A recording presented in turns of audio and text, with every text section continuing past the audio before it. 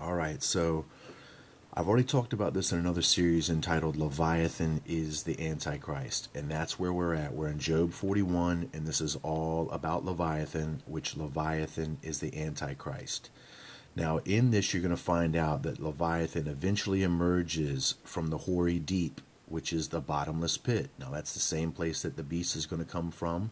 That's the same place that the locusts are going to come from. Now, keep in mind what you saw in the fifth trumpet with the locust emerging out of the ground, that the locust had this fire, this smoke, and this brimstone. And that's the exact same description of which is coming out his mouth. Now, remember, they get their power. Now, even in the movie gives us this same symbol. They get their power from that lightning that comes down. Well, I showed you perfectly in the Bible, in Jesus Christ's own words, as recorded in the Bible, that he had beheld Satan as lightning coming down from heaven to the ground. Now, that is exactly what the movie was symbolizing, and that is the proof that these locusts, that when they come out the ground, they are going to be speaking for this lightning, okay, for this soon to arrive Antichrist, which is also known as Leviathan. And then we get heavy description here of how strong he's going to be, and how that none of these physical things are going to be able to damage him, okay? And then it says, sharp stones are under him. He spreadeth sharp-pointed things upon the myrrh.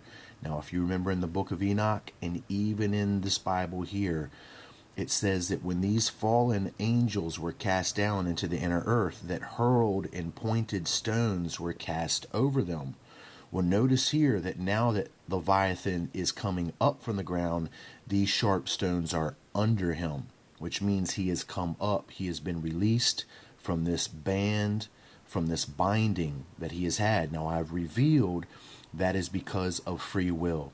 The collective free will of this planet will be manipulated completely and finally by these locusts when they come out of the earth.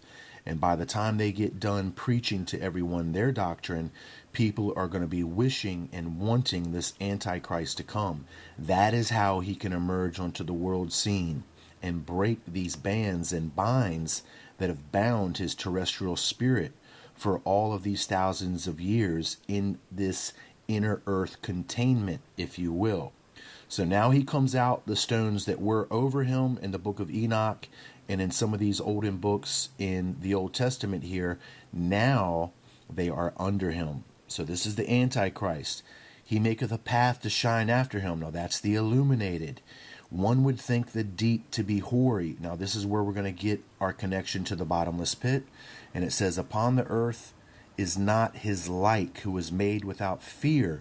Now that's because he does not fear the Lord.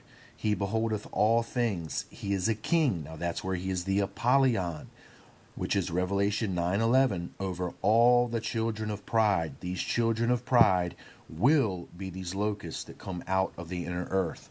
So as you can absolutely see, that these locusts that come out of the earth are going to have everything to do with this alien invasion, with this war of the words, okay? It's not going to be an alien invasion like you were thinking. It is going to be a spiritual takeover, absolutely. And they are going to try to dismantle everything that you know of as truth. And as I've said before, my friends, they're going to use the Bible to do it. And that's very unfortunate, because I know that for some of you, the Bible is all you have. Well, I'm here to tell you wrong. You have the Father that lives and dwells within you. If you believe upon him, the one God in heaven, through his Son, Jesus Christ, the Father moves through you. The Father is not limited. If you do the Father's will in heaven, then you are not limited. These beings seek to limit you. They seek to separate you from the will of God, which is unlimited. This unlimitedness in your life is what will overcome these beings. You must believe upon the Father. Absolutely. And yes, we find the Father within the pages of the Bible, but at the same time, there's pages in the Bible that do not represent his love well. I'll be back.